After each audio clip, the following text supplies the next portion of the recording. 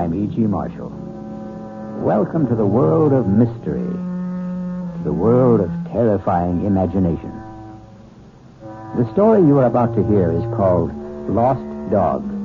Yes, a dog story. But please don't expect a charming family tale about man's best friend.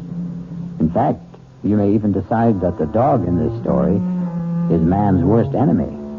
It all depends on whether or not you share the particular terror of our heroine, Miss Julia Smollett. Get it out! Get it out of here, please! Please, George, take him away! Give me a dog, for Pete's sake. It's not going to hurt you. Get it out! George! Please!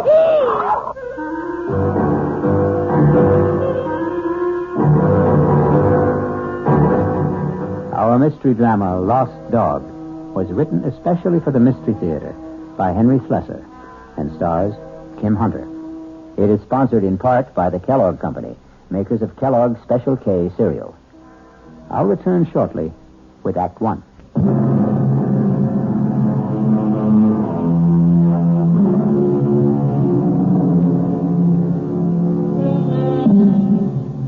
Our story begins in the quiet parlor of a small suburban house at the end of Elm Street. Well, not completely quiet, since young Ronnie Hughes is once again practicing his scales under the gentle, watchful eyes of his piano teacher, Mrs. Julia Smollett.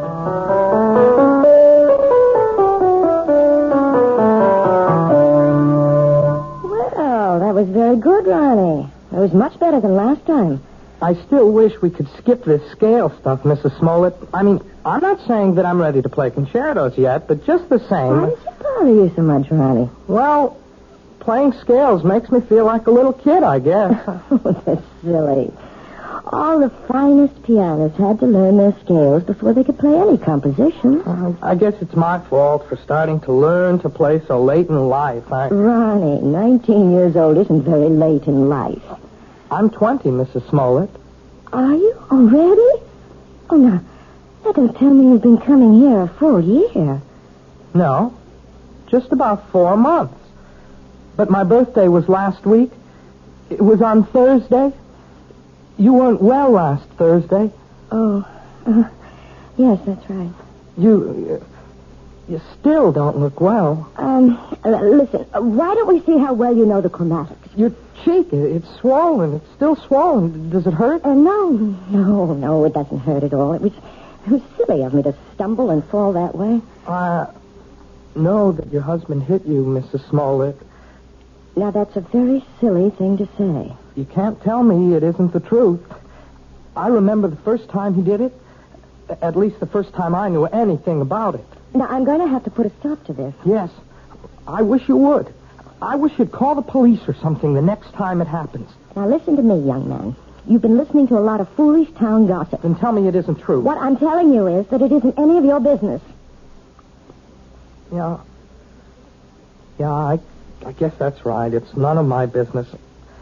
I should never open my big mouth. I'll just keep it shut from now on. Ronnie. Yeah? All right, my husband and I had a quarrel. He was drunk, wasn't he? George is in a very difficult occupation. The competition is very keen, and, well, the people he has to deal with aren't always very gentle. I don't know anything about the trucking business, Mrs. Smollett. I just hate the idea of anybody hurting you. That's all. I just can't understand why he'd do such a thing. What did you do to him? Well, if you must know, Ronnie, I won't allow him to have a dog. You what? It sounds silly, doesn't it? And you're right, it is. It's silly on my part. But I'm absolutely terrified of dogs. And unfortunately, my husband wants one. He wants one very much. And that's why he hit you? Well, the argument goes back a very long ways, almost since George and I were married 7 years ago. Well, it wasn't much of a problem when we lived in the city. George didn't have his trucking company then. He was just a driver. But when he got the chance to buy into a firm out here, well, we bought this house. And I guess having a house in the country made George think about dogs and things. But I just don't see what's so important about it. Well, some things become important in marriage. Oh, now, just look what all this talk has done to the time. It's after 6:30. My husband's going to be home in half an hour, and I haven't even started dinner. Will he beat you for that, too? Ronnie, if you keep talking this way, well, I just don't think it would be wise to continue giving you lessons. You don't mean that. I'll see you on Thursday, Ronnie. Yeah. Sure. Bye, Mrs. Smollett. Goodbye, Ronnie. And happy birthday, Ronnie.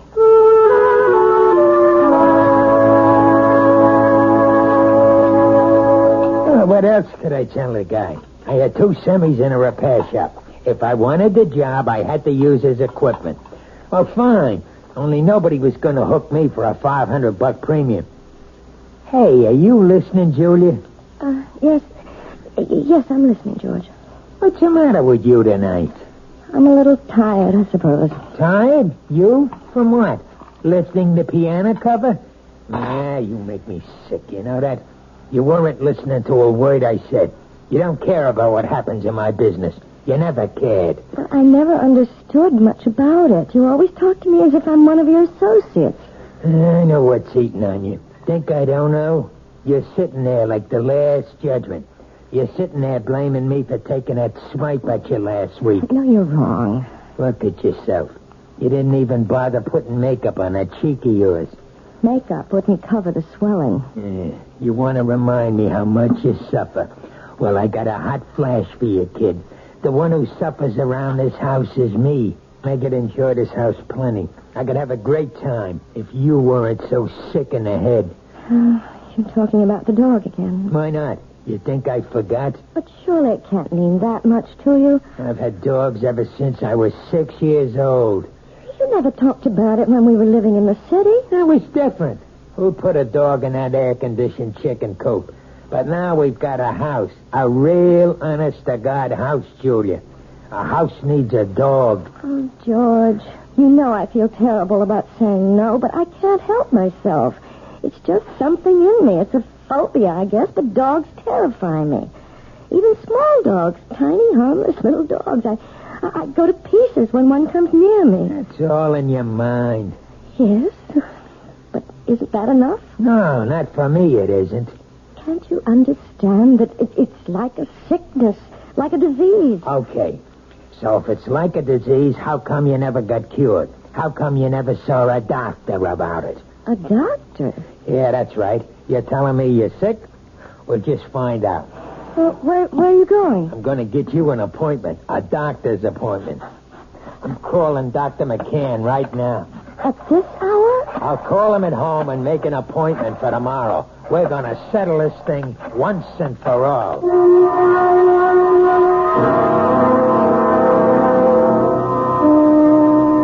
Well, Julia,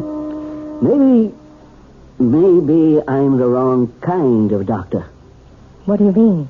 Well, if you're serious about getting rid of this phobia, that would take a specialist. You mean a psychiatrist? Oh, some kind of head doctor. I'm sure you realize that people who are afraid of certain things, well, they've usually had something happen to them in their childhoods, some traumatic experience or other that gets stuck in their mind like a burr and won't come out. Doctor, you know we couldn't possibly afford going through analysis. George's company isn't doing that well. He'd never stand for paying all that money week after week. Well, maybe you don't need all that couch stuff. Maybe there's something else you might try. Like what? Do you ever hear of hypnotherapy? You mean getting hypnotized by someone? Not just by someone. I mean someone who can put you under and maybe help cure you of this thing. I'm not saying it always works, but it does sometimes. Oh, I don't know. The thought sort of frightens me. Nothing frightening about it. It might be just the way to find out why you're really afraid of dogs.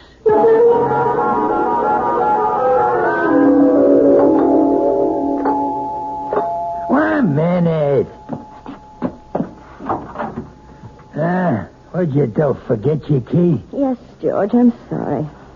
Where you been so late? It's almost 7:15.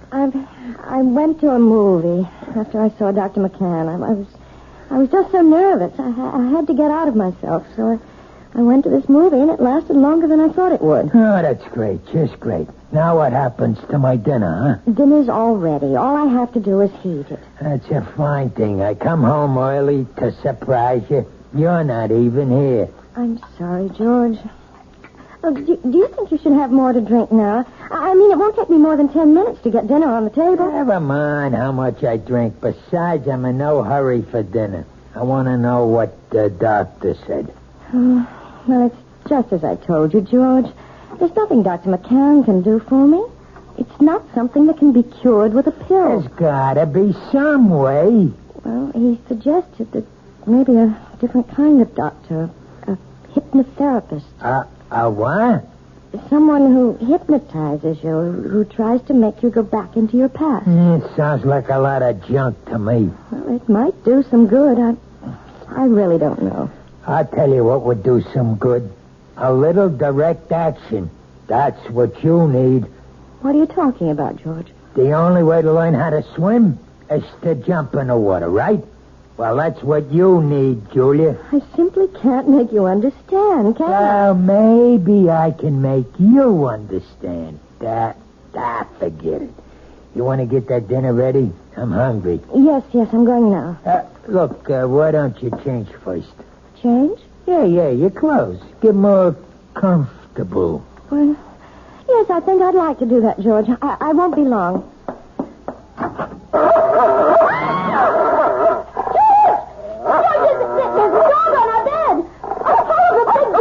Take it easy. That's my surprise. That's it. Tell her.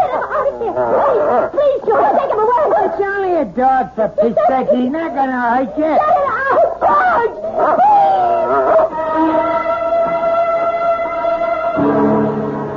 It only goes to prove that there are more terrors in this world of ours than anyone imagines. But the question in the Smollett house is, which one is the real terror? Attila the dog or George the husband? We'll learn more about both of them when we return shortly with Act 2. This is WOR New York, your station for the Mystery Theater.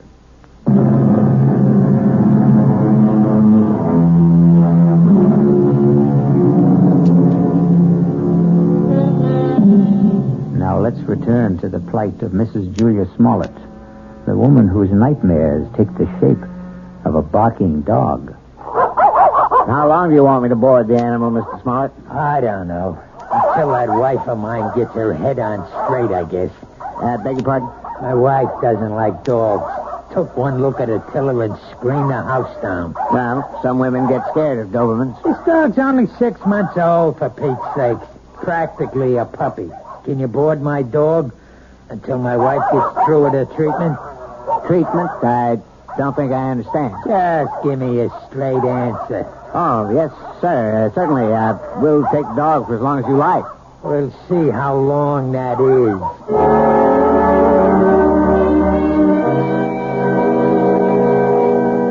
Please sit down, Mrs. Smollett. Thank you.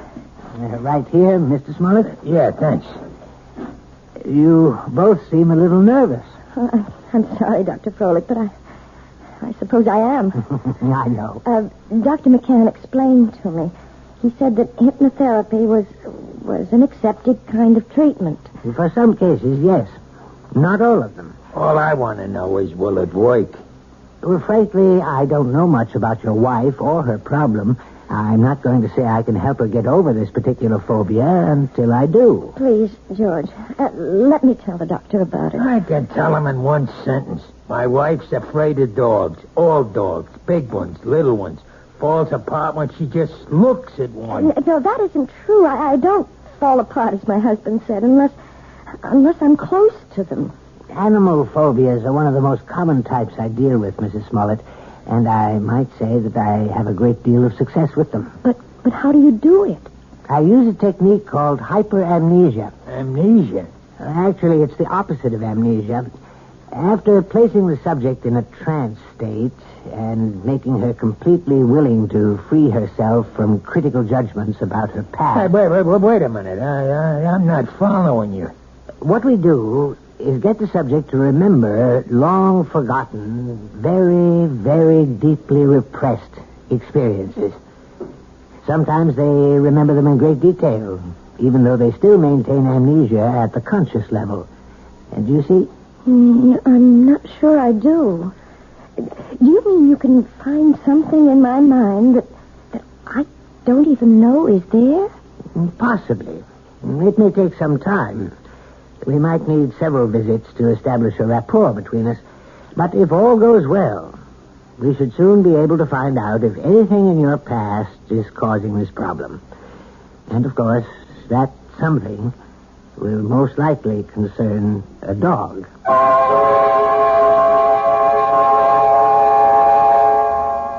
That wasn't one of Hank's longest passes, but it was a bullet right at Joe Flax, deep in enemy territory. George? 3 minutes left in the half. You home already? Whether or not the Raiders will try to go all the way. Well, what happened? How'd it go at Folix?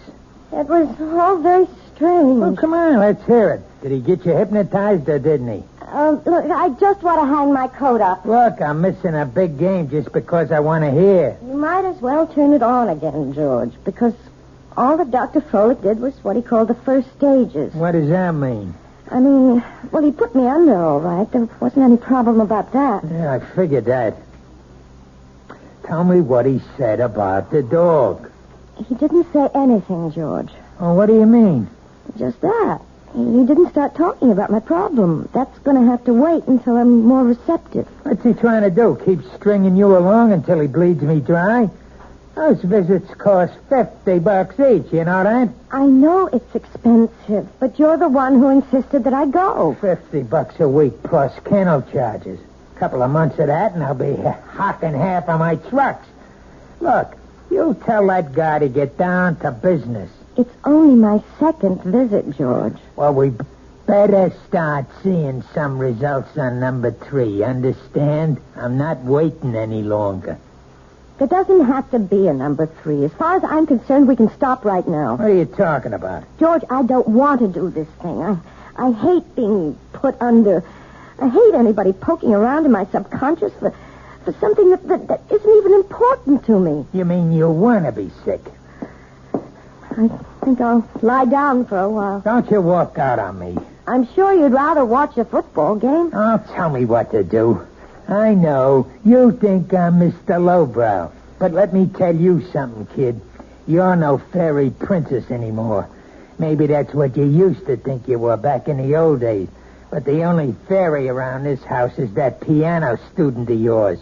I don't like to talk to you when you're like this. That's what you always say when I'm drinking. Well, I'm not drinking now.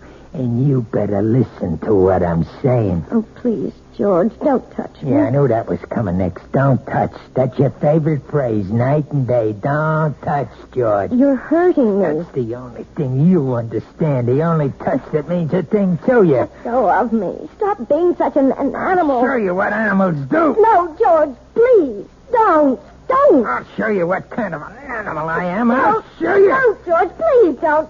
Please.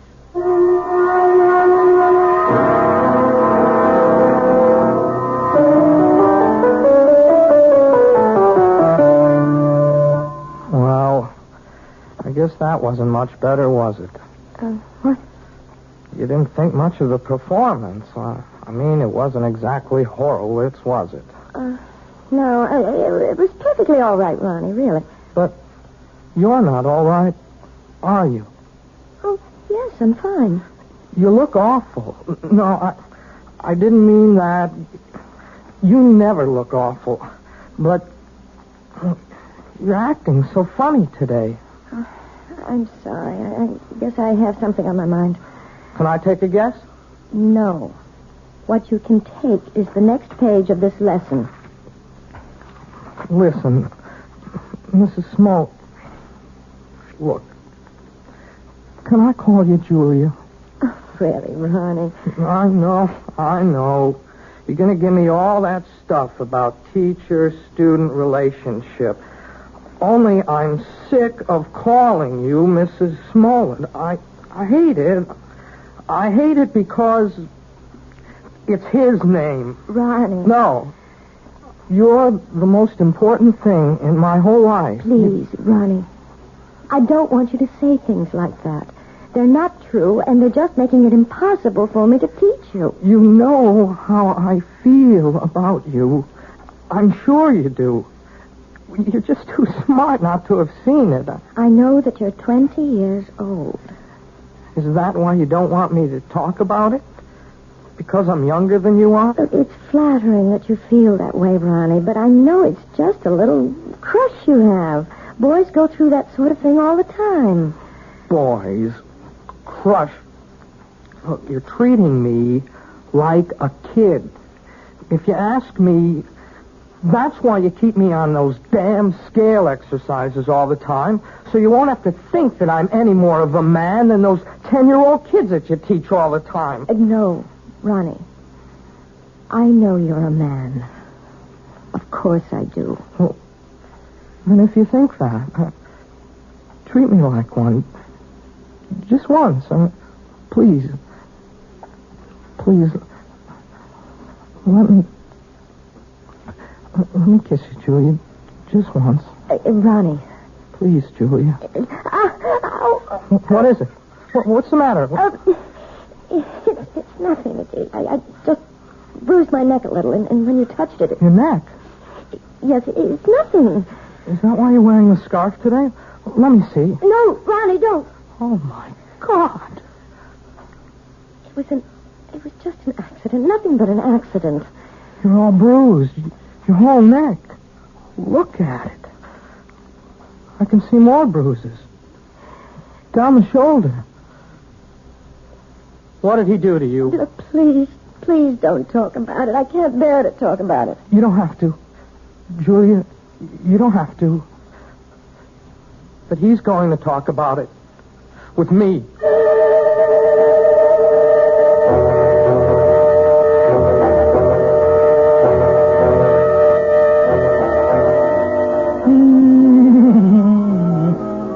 Sit down, will you? Doesn't that bring back memories? Hey, Julia. What? The song. We used to dance to it, remember? In a girl room, first year we were married. Hey, you want a drink? No, thanks. You're drinking enough for both of us. Makes me feel good. Yes, I know. I should think about wives. They ought to do what their husbands do. A man needs a pal, not just a wife. I'm sorry that I'm not a pal, George. That's why I need a dog, you understand? A man's got to have a friend. Somebody who understands him, you see? You really think that dog, what's his name, would understand you? His name's Attila. Attila. That's an awful name for a dog. A frightening name. Everything scares you, even names. Oh, who the heck is that? I don't know. Hello, Mr. Smollett. Hey, what is this?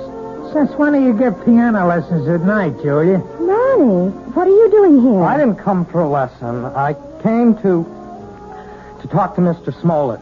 You want to talk to me? About what? May I please come in, sir? Yeah, sure. Come on, Sonny. Ronnie, you shouldn't have come here. I won't stay long. I just want to say something to your husband. Sure, kid. Go ahead. I wanted to say that I know what you're doing to Julia. I know how you've been hurting her, and I won't let you get away with it. What was that? Oh, Ronnie, no. Look, even if she doesn't want to say anything about it, I will. You touch her again, I'll go to the police. I mean that. See, there are laws in this country. I think maybe I'm hearing things. I swear, Mr. Smollett, you ever hit her once more, you're going to go to jail. So I'm going to jail her, and you're going to put me there. Ronnie, I begged you not to do this. No. It's okay, Julie. I like hearing this. I mean, I want to know what the younger generation is thinking. You don't want me to hit my wife anymore, is that it? That's it. You sure you know the difference between hitting and just giving little love taps? Please, Ronnie, go. Go right now. I mean, maybe you made a mistake, kid. For instance, This is a love tap. Oh, George! Now, that's a love tap, Ronnie, baby. This is... Oh, George, stop it! Don't! And you see the difference, kid? You better be sure you know the difference before you talk to the cops. George! George, don't!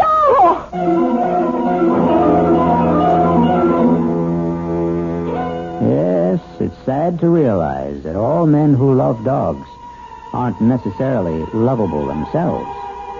But obviously George Smollett is a man who believes that brute force trains people as well as animals. He may be right in some respects, but perhaps he should be aware of the old saying that every dog has his day. I'll be back shortly with Act 3.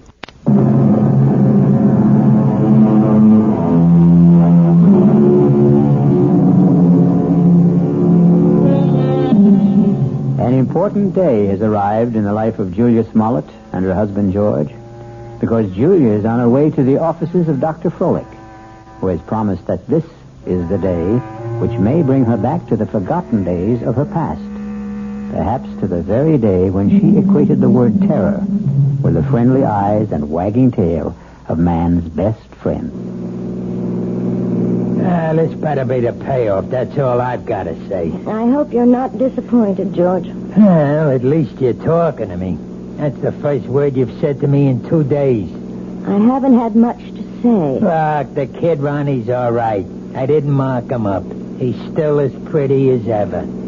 That worries you, doesn't it? Nobody's got a right to walk into my own house and say those things to me. You have nothing to worry about, George. Yeah, that's what you say. $50 a visit is something to worry me, and $40 a week for the dog, and a lot of other things. We've also lost a piano pupil. I suppose you realize that. Who cares about that? Ronnie paid $20 a week for his lessons, George. I won't miss it. Not as much as you'll miss your little Prince Charming. Well, what about it? About what?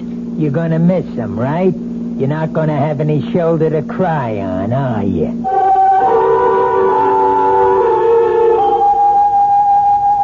I think I'd better explain exactly what I plan, Mrs. Smollett. We're going to try something called age regression. Age regression? It sounds as if you're going to make me younger. That's almost exactly what we'll try to do. Well, if you can, Doctor, you'll have every woman in America on your doorstep. All I'm going to do is attempt to take your mind back into your own past. I'm going to see if you can relive some of your earlier years. You mean that I might actually remember things from my early childhood? I'm hoping that you'll recall one particular thing. The thing which you've been concealing from your adult self for a very long time. It's rather frightening, isn't it? No, you mustn't fear knowledge, especially self-knowledge.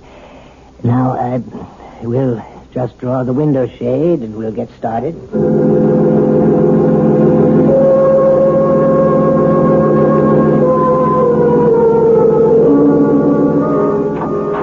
Mr. Smollett, would you like to come inside? Me?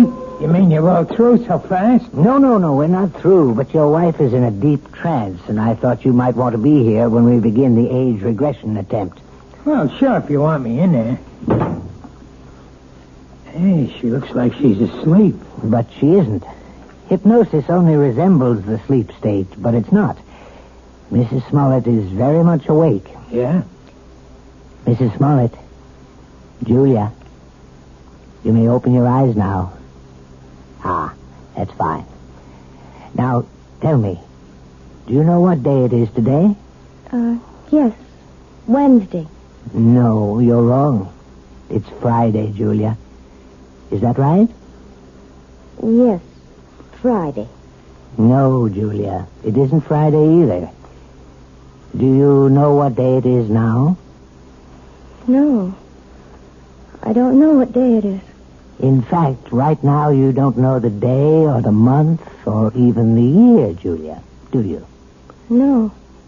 You see, Mr. Smollett, I'm purposely doing this to dislocate your wife in time. Oh, yeah, I understand. Julia, you're going to be a child all over again. You're going to see and hear and feel everything you did since you were a baby. And you're going to tell me everything I want to know about what you see, hear, and feel. You're going to answer all my questions starting right now. You understand? Yes. Julia, you are 1 year old. Do you hear me? You're an infant, only 1 year old. Tell me what you know, Julia. Tell me if you're afraid of dogs.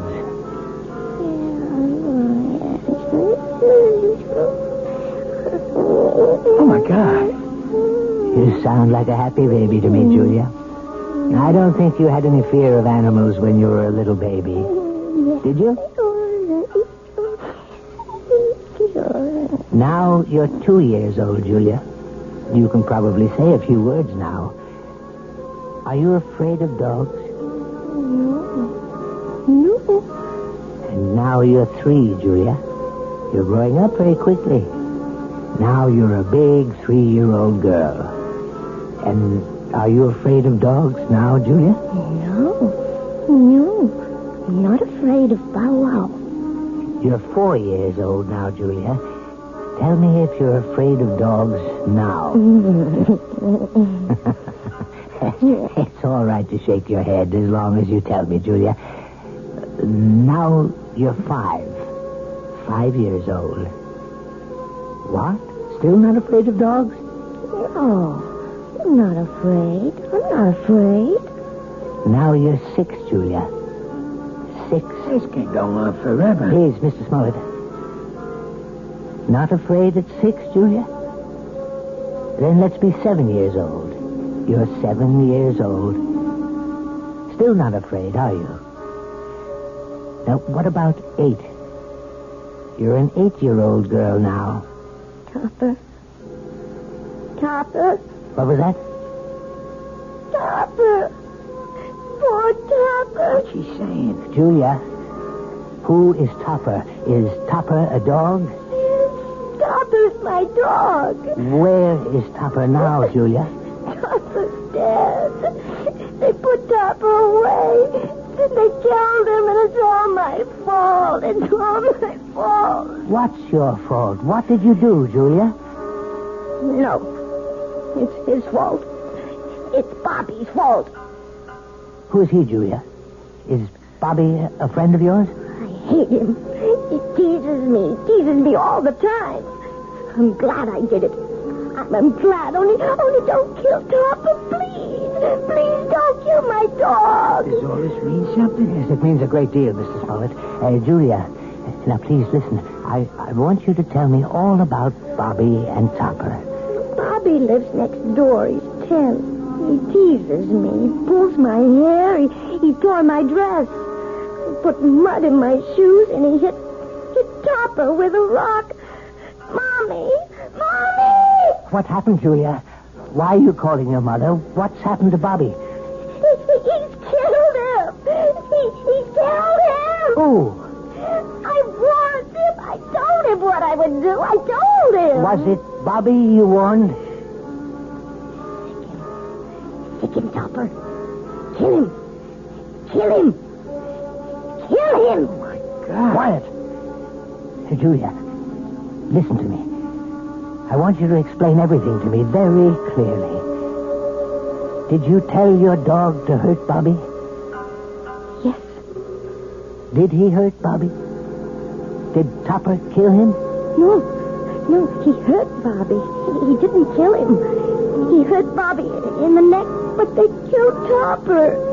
They killed my dog. And it's my fault. It's my fault.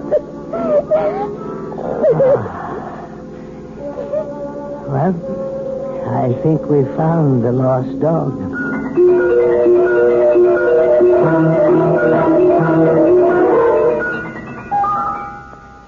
So, now you know, Mrs. Smollett. Now you may be able to understand.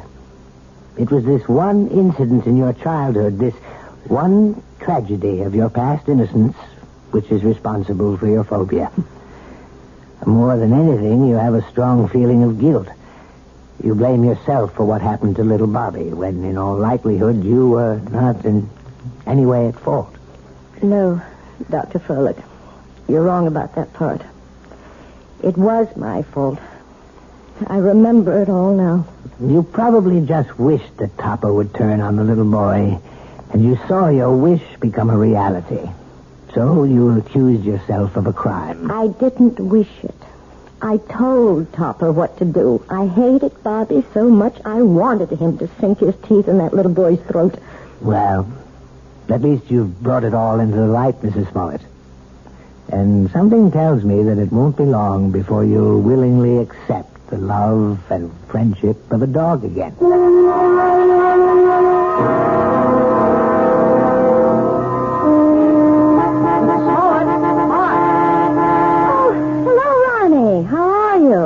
I'm okay, I guess. That looks like a brand new car you're driving. Oh, yeah, it is. My parents gave it to me for my birthday, but, well, it took a couple of months to get it here from the factory. Well, you see, I wanted a couple of special things done to it. It's very handsome, Ronnie. I'm sure you're enjoying it. Yeah, it's great. I guess you've been shopping, huh? Yes, I have been. Ronnie, maybe you'd like to come inside for a few minutes, for some tea or something? I'm afraid I can't right now. See, I'm supposed to pick up Lisa at her house. Lisa? Yeah, Lisa Bryant. We, sort of going steady now. Yes, of course. Well, it was very nice running into you, Ronnie. Yes, it was. Hey, by the way, you're looking, well, you seem real fine these days, Mrs. Smollett. Yes, Ronnie. I'm really very fine. Now I've got to go inside. It's time to feed Attila. Who? Goodbye, Ronnie.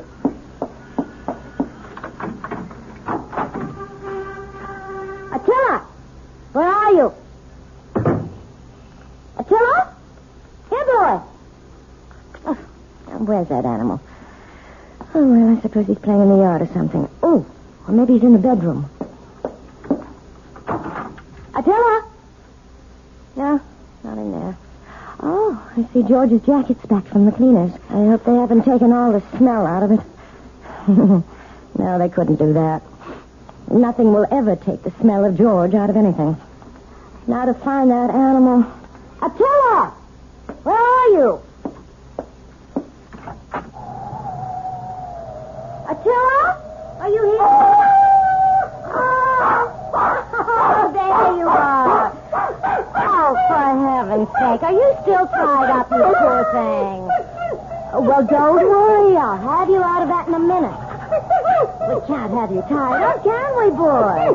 We can't play our little game if you're tied up. Yes, that's a good dog. Good boy, Attila. Now, let's play our little game. See the jacket, Attila? See? Smell the jacket, boy. Go on, smell it. That's a good boy. Now, stick him, Attila. That's it. Stick him, Attila. Stick him.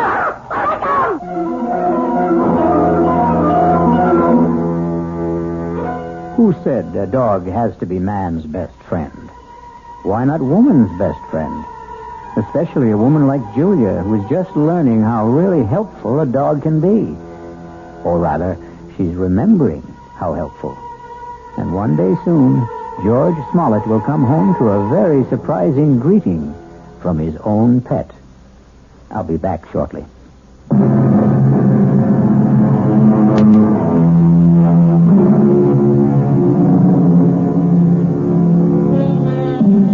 We hope we haven't given you the impression that we don't love dogs.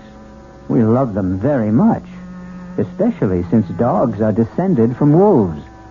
And the wolf is not only a fascinating creature, he also does something wonderful for all lovers of mystery stories. He makes this chilling sound. Our cast included Kim Hunter, George Matthews, Robert Dryden, Gil Mack, and Mandy Patinkin. The entire production was under the direction of Hyman Brown. Radio Mystery Theater was sponsored in part by Anheuser-Busch Incorporated, brewers of Budweiser. This is E.G. Marshall inviting you to return to our Mystery Theater for another adventure in the macabre. Until next time, pleasant dreams.